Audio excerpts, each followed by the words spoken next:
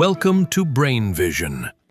For this problem, we have a simple pendulum and we're trying to find the angular amplitude at which the restoring torque required for simple harmonic motion deviates from the actual restoring torque by 1%.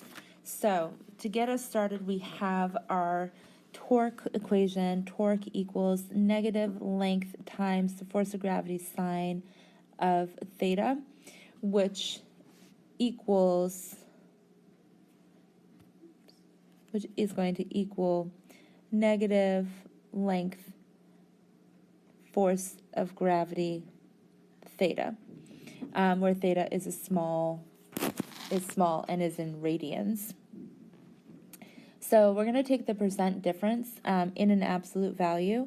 So we'll have absolute value negative length force of gravity sine theta minus the negative length force of gravity theta, all divided by negative length force of gravity sine theta again, which will become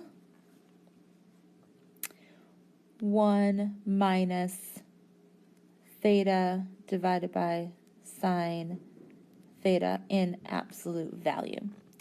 And we want to set this equal to our percentage 1%, which is the equivalent of 0.01. We can expand our sine theta to approximately theta minus theta cubed divided by 6. This is valid for small angles, and therefore we can use it to approximate our solution here.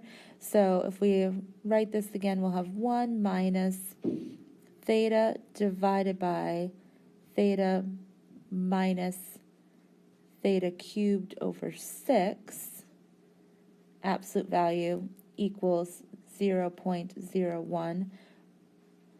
And when we go ahead and solve for theta, we get theta equals the square root of 6 times 0.01 divided by 1.01.